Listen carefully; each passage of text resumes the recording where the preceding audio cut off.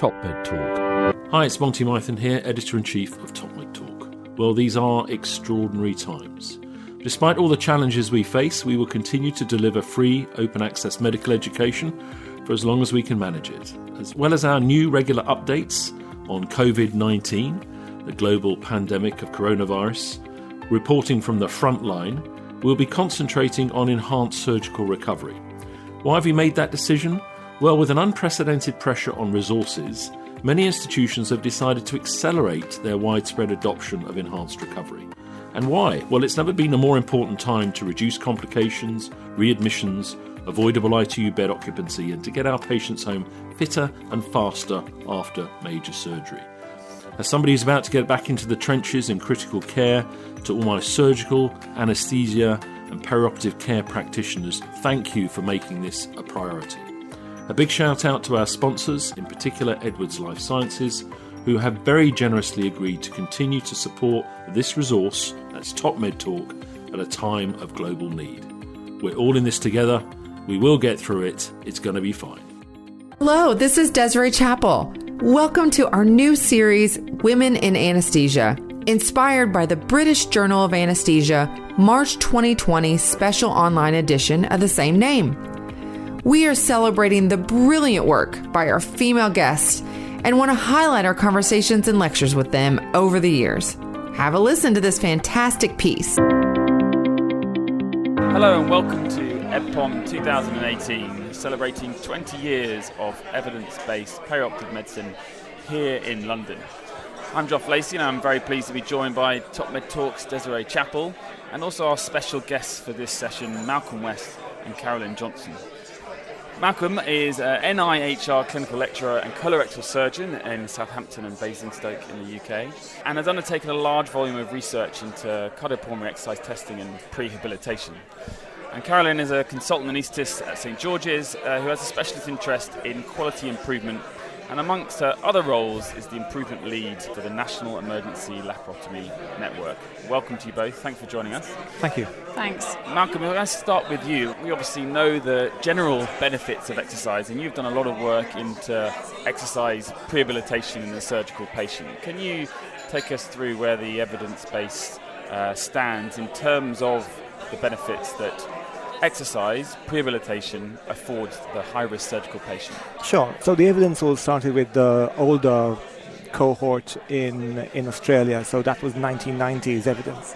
There was a big recent meta-analysis and systematic review, including about 5,000 patients, 39 studies published in the BJA in 2016, which essentially validate that argument of if you are unfit, you will do poorly after a big operation. So poor physical fitness, objectively measured by a Cardio Pulmonary Exercise Test, will lead to poor outcome.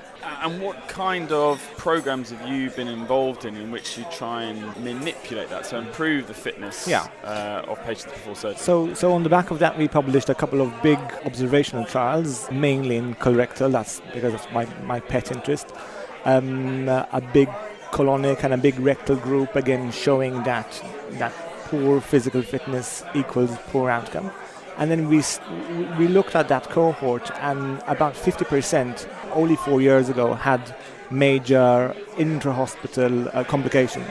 And using statistical models, we could predict that if you could improve even by 1 ml per kilo per minute in your anaerobic threshold, and by 1 ml per kilo per minute in your VO2 peak, which is not much, you could shift that risk band, and you could go from a high risk individual to a lower risk individual, hence shifting your morbidity.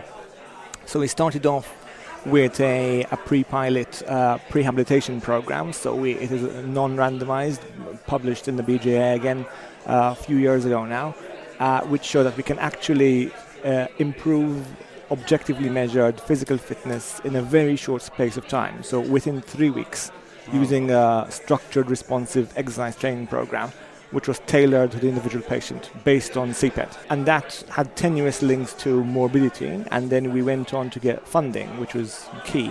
We got 2 big NIHR research for patient benefit grants. One of them is called Empower, and Empower is going to report at the end of this year. Empower is exercise training after long course chemotherapy in patients having locally advanced rectal cancers. And that's an important group, because take us through the kind of impact that chemotherapy has been shown to have. And so we have, again, published on a couple of cohorts now, 2 locally advanced malignancies, one upper GI and one lower GI, totally different tumor biology. But they have the same platinum-based chemotherapy given to them, one without radiation and one with radiation. The upper GI cohort was fascinating in that everyone reduced both statistically significantly and clinically significantly their VO2 at 80 and VO2 peak. And that is related to 1-year survival. So their baseline fitness is now related to their 1-year outcome. So the impact of that is that the marginal gain from survival, which is put at about 12 to 15% on the big oncology trials, might be mitigated against by the toxicity and adverse outcomes by reducing their fitness. So not everyone is going to benefit from chemotherapy or a multimodal treatment, which is chemotherapy and surgery, in upper GI cancers. And I think that's big. And the trial, again, is going to be published soon this year. Moving on to the rectal cancers, the survival benefit wasn't seen, but the in-hospital complications were exquisitely linked with changes in fitness.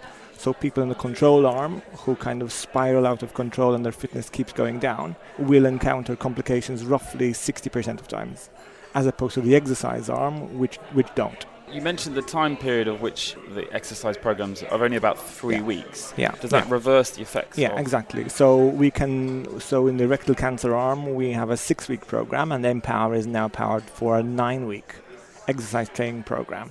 That slots in nicely to the cancer waiting time. So in rectal cancer, the radiotherapy effect that shrinks the tumor will have, the longer you wait between the end of chemotherapy and surgery, the better it is. There is data now that shows that even if you wait up to 14 weeks or even 16 weeks in Europe, the benefit is better. So you essentially get a complete response rate of the tumor. That could be a game changer. I think a lot of people listening will say, well, I do regular oncological surgical lists, and there's the time pressure. We're not going to be able to fit them through an exercise program. Exactly. With that kind of data. Exactly. So the neoadjuvant cancer group is interesting because there's a time period. The converse of that is what you do with the straight-to-surgery ones, which are fitted into your 32-day target and a 62 NHS waiting time. There are things we can do. We are lobbying the government to stop the clock for these kind of patients and risk stratify on their baseline test to kind of signpost them into high and low, medium risk groups and intervene on multiple fronts.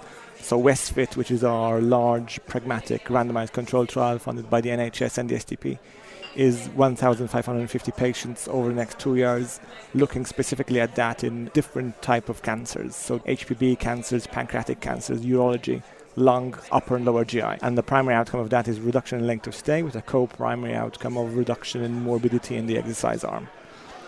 And the multimodal intervention will be both exercise, aggressive nutritional phenotyping to inform an intervention in the future, and also a psychological intervention, which is extremely important, so an anxiety mitigation intervention. Yeah, that was what I was going to talk to you or ask you about, is interacting with the patient and getting them on board for, one, waiting to have the surgery, because a lot of people, they want to get in as soon as they can to get the cancer out. So that educational piece, and then just the buy-in for let's do exercise as medicine, kind of.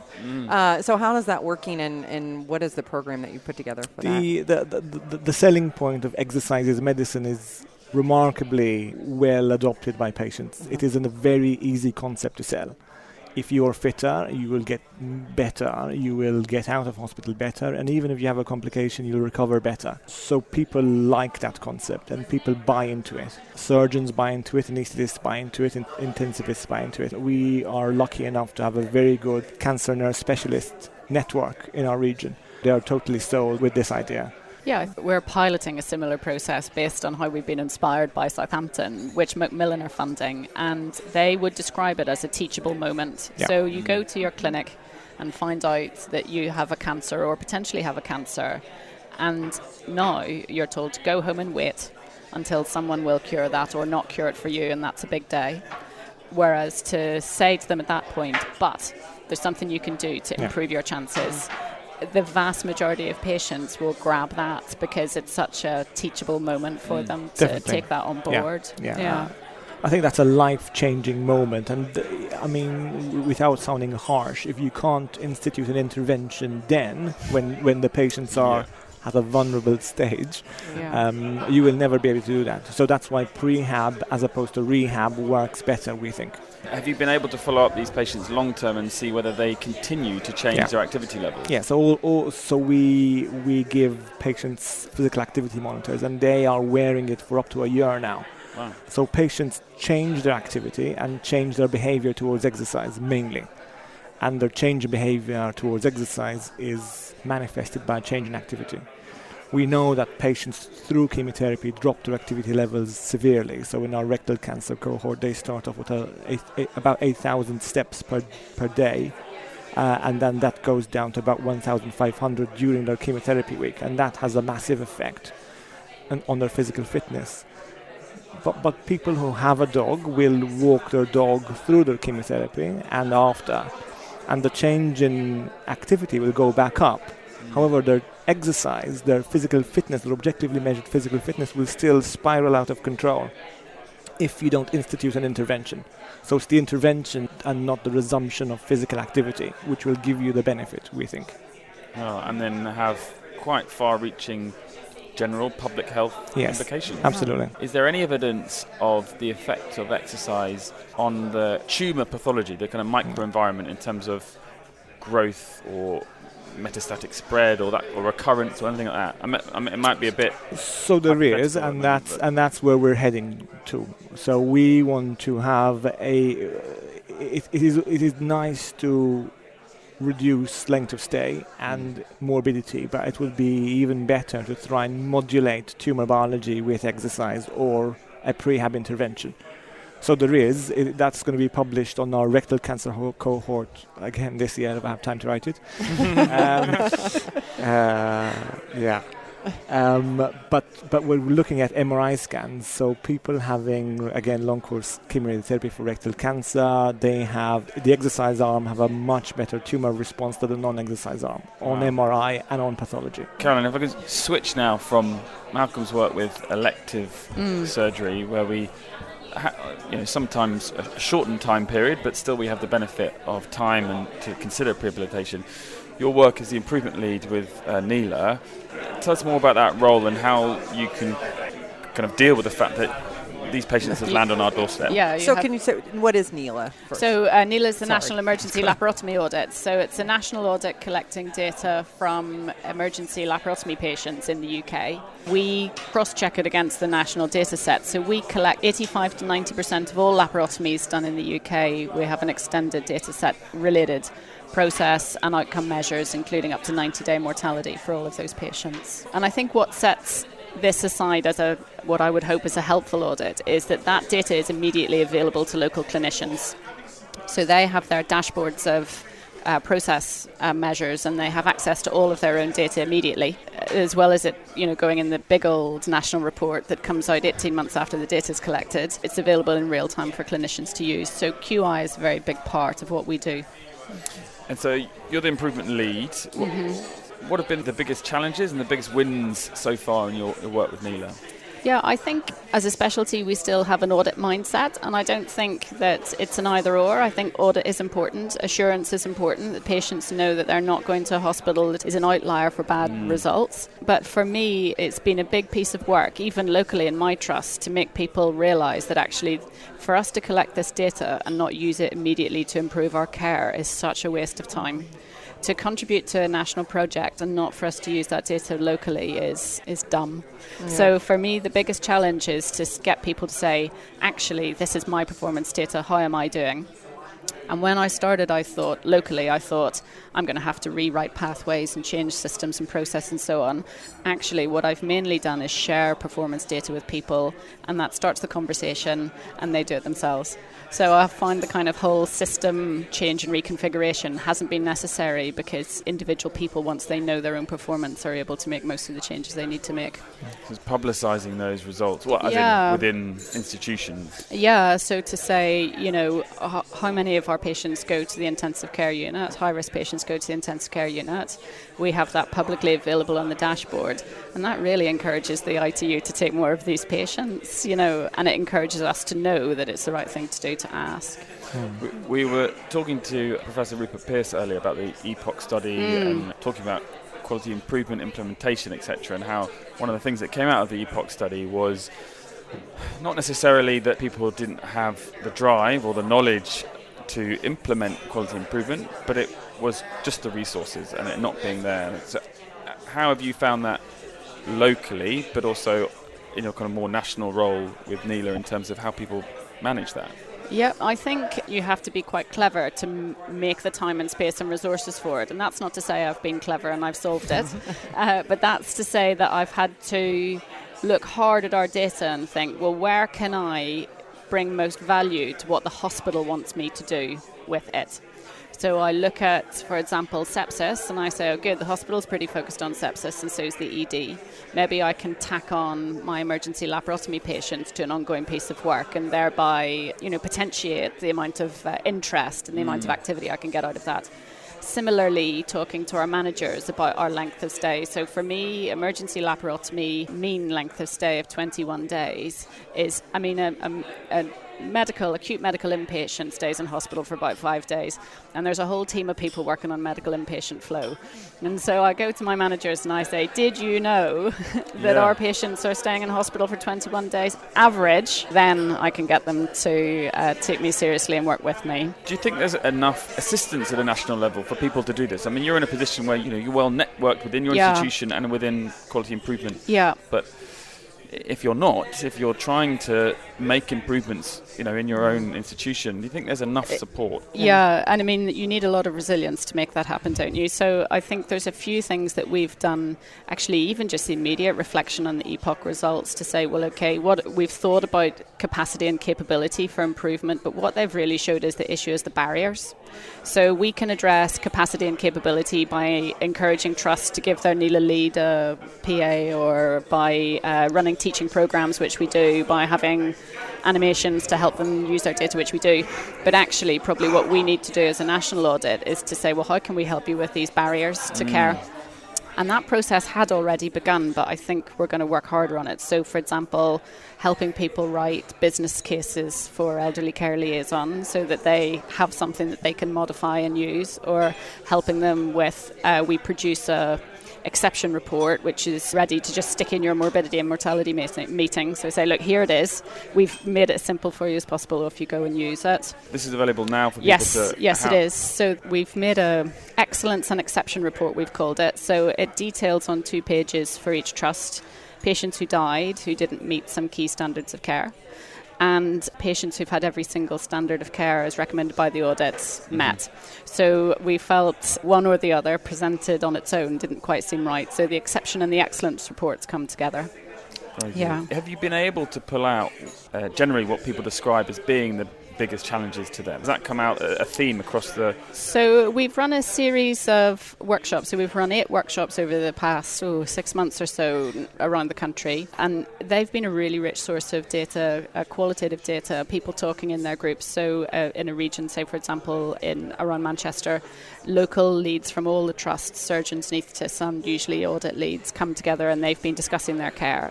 And they've been really helpful. It's not one-way traffic. It's not us telling them about the audit. It's them telling us about the audit too. So that's been really helpful and given me a bit of a to-do list of things I can do to help them. But building on that, we've got this project in England with the Academic Health Science Networks, which are regional networks to spread good practice and innovation in the NHS. And they have picked up the Emergency Laparotomy Collaborative bundle of care, or the collaborative series idea, to work with emergency laparotomies. So we will hopefully see this kind of cross collaboration locally as a really helpful thing, because I know that it's very hard to work on this if there's no one else in your trust that wants to listen to you. But coming together in a group, I think is going to be very helpful for them. Yeah, It's always, I'm amazed when I'm over here and listen to some of the coordination of national quality improvement programs and how it really is making a huge difference. And in the U.S., I feel we're really far behind, but the lack of resources and just coordination as a whole is such a barrier to us doing some really major improvement in our care. But Malcolm, do you actually use the NELA data? Definitely. Yeah. I'm on call this weekend. some people will definitely go on there. You might have to be making some entries. Yeah, definitely. I think that's a really good idea. And we're in Wessex. There's a research trainee collaborative, and they have launched as a trainee collaborative a frailty sarcopenia piggyback project onto NELA as a Wessex-wide thing, and that has been really adopted by the CRN now as one of the examples of trainee-led research onto a quality improvement project like this, and it's commendable. It's great. Yeah, that sounds great. There's been a few of those nationally too. So the Alpine study that came mainly out of the trainee-led network in London looked at ventilation parameters in emergency laparotomy. Mm-hmm. And the Northwest Research Collaborative looked at frailty. The ability to kind of customise the data set for your purpose, I think, is really helpful. Absolutely. Let's see more of it. Yeah, this has been quite a success story. The trainee research very networks, much so. haven't they? Particularly so. The West Midlands, especially from a surgical point of view, they have contributed to the literature enormously, just by limited funding and having a good trainee base, well supported from really good peers like Professor Dean Morton, etc., etc. Well, look, guys, thank you very much for joining us. We're going to have to leave it there because the next session is starting. Thank you for listening. You can catch us on the TopMed Talk website, which is topmedtalk.com, on Facebook and Twitter, and you can continue to listen to the live feeds from the sessions here at POM. Thank you for listening, and goodbye for now. TopMed Talk.